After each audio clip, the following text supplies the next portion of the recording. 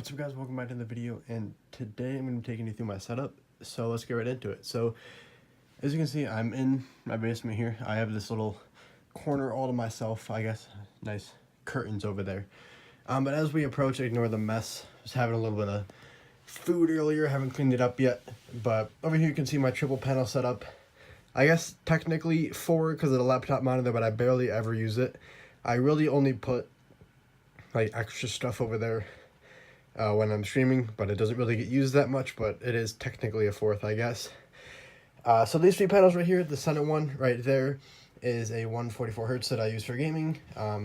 That one stays on my gaming PC all the time, but then these other 2, that one is a more recent BenQ monitor, and then this one I picked up at a garage sale for like 20 bucks one time because my other third panel had broke, and I didn't feel like buying one, and we found a good deal at one of our neighbor's garage sales. So it's pretty old. It's got a DVI and a VGA port on it, so I mean VGA still works perfectly fine, still does, like, 1080 60 or whatever, but I'm looking to get a newer one, but I just haven't bought one yet. So in the center here you can see I have a whole bunch of stuff. First off, the mouse pad. Every elite gamers gotta have a sick mouse pad, right? So over here you can see 2 keyboards and 2 mice, which, as you can see, I have a regular desktop gaming down there, or for gaming down there, and then this is technically my school laptop. I bought it for school, but it works perfectly fine for encoding a stream, so I do stream on 2 PCs. I have a tutorial video on my channel about how I do that for free without a capture card. I am looking to upgrade to a capture card though, just because, my gaming setup isn't my dual PC stream setup isn't ideal. There's still a couple of changes I want to make to it, and one of them is the capture card to do it a more quote-unquote legit way, I guess. But this is the Corsair Strafe Cherry MX Silent keyboard. I picked it up. It was like a used keyboard. I picked it up for like 60 bucks, I think. I was looking for a new one. My old one crapped out. It's actually sitting right down there in that pile, right over there. But this is just going over to the streaming PC. I barely ever have to type anything, but it's nice if I ever need to. This right here is my old 12-button mouse, but I basically use it as hotkeys for my stream. I don't have a stream deck, and I'm too broke to purchase one. So as you can see, I have the 12 buttons, so I basically just use these as the hotkeys. So 12 and 11, the top 2 on the right are for Discord, muting and deafening, and then 9, 8, 7, and 10 are for scene transitions in OBS, and then I have a couple other random things, or they're just not used at all on the 1 through 6, but it's pretty nice. I've been actually thinking, I saw Nick30 tweet about this the other day, is getting foot pedals for toggle deafening or toggle muting in Discord, which I thought was an ingenious idea. Because, if I'm in the middle of a game or something and someone follows and I'm in a voice chat or whatever, I don't want to say it out loud, like unmuted in the call, because it's kind of bad practice to do that. But I also don't want to, like, if I'm in a fight or whatever, or we're just kind of running, I don't really want to take my hand off my mouse or my keyboard. So, if my foot is free to press a foot pedal, kind of an ingenious idea. So I may go ahead and purchase one of those. I don't know though. I think I can pick some up for like 15 bucks. So maybe we'll do that in the future. But over here we have my regular. It's a Corsair Scimitar Pro regular keyboard. I didn't get the yellow one because it looked hideous.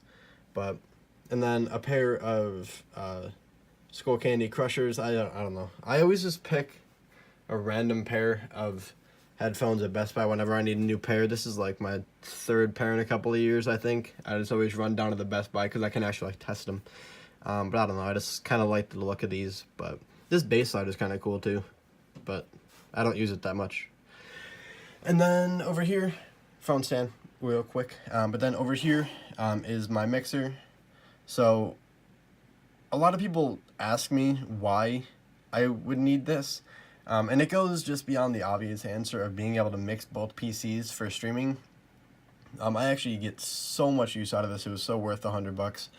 And I think they have smaller versions of these. I have the 802. I think they have like the 502 and 302, I think, which have less inputs for like, I don't know, 30, 40 bucks, 50 bucks, which is honestly amazing for how much use I get out of it. So basically it acts as an audio interface for my mic, as you can see going in slot 1 here. And then I have 3 other sources. This one right here, the single, is going in for my streaming PC. Now, just in my experience, this one line in slot isn't as good as the dual, left-right channel actual stereo, but it's honestly hard to even tell a difference. I don't think this is how it's even supposed to be properly meant, but I needed an extra slot. But these technically are 2-channel, the black and the red here. They technically are 2-channel, but to get stereo out of it, like I would want for gaming or listening to music, you can only have 1 channel going in. So it's a little weird and funky, but So the center one here is my gaming PC. And then this one all the way to the right is this iPad over here, which I basically only dedicate to Spotify.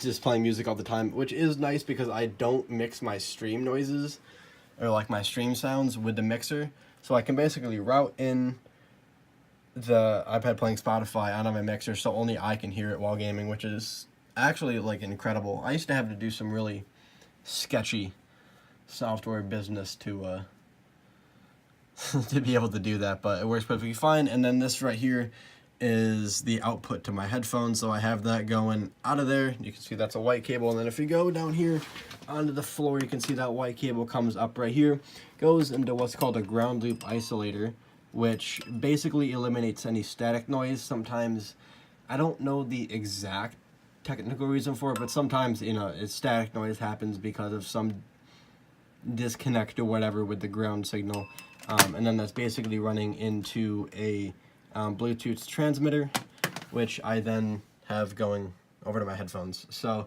these headphones are Bluetooth, and I used to use it for a long time, but when I upgraded to using 2 PCs and the mixer, I lost the ability to use Bluetooth, so I ended up getting this thing, which created a ton of static. It was this piece right here, the Bluetooth transmitter. It wasn't the mixer. They created all the static, so I had to get the ground loop isolator. And I ended up actually using a second one over here on my streaming PC mic, or the output going to my streaming PC, because it was having some similar issues, so I went ahead and bought another one, and it seems perfectly fine. Now, I would recommend, if you're serious about audio, you should just put them on everything, even if it's not really an issue. You can pick up a cheap one like mine for, 10, 15 bucks, and it helps quite a bit.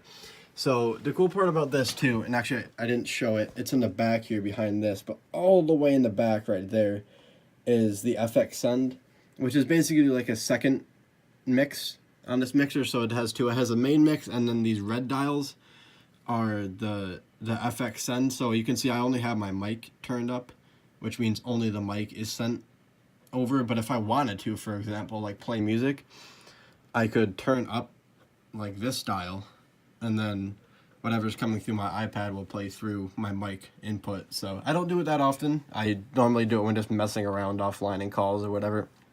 But, if I wanted to for playing music on stream or whatever, I could turn this dial up and then stream would be able to hear the music. Alternatively, what I do for that as well is Spotify Connect is literally one of the best things ever created in this world. So if I click this here, you can see I have my 2 desktops and then some Chromecast thing, but I basically just press this and boom, it's now playing to my stream PC and the stream can hear, and then boom, I go back, it's playing only to me. So it's actually like absolutely incredible.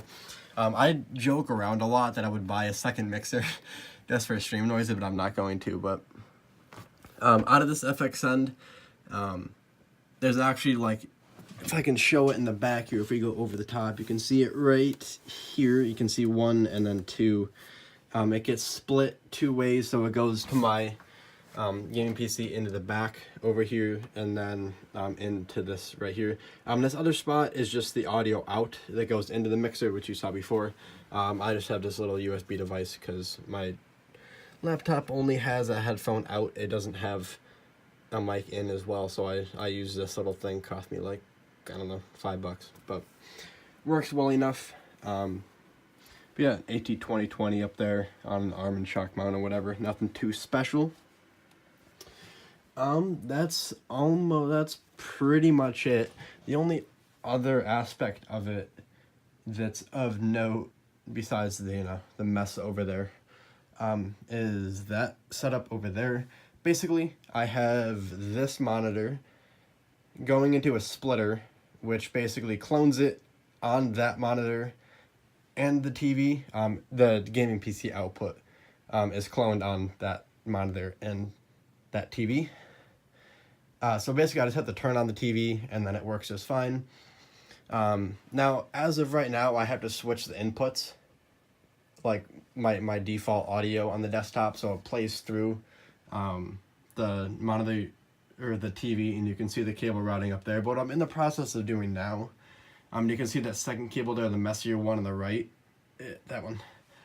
That's actually coming out of, or will eventually come out of the mixer, and I'm planning on putting it out of the control room. So basically all I have to do is click a button on the switch, and then it'll go to the control room out and over to the setup over there with the TV, and then I click the button again, and then it goes to my headphones. So that's basically what I'm planning.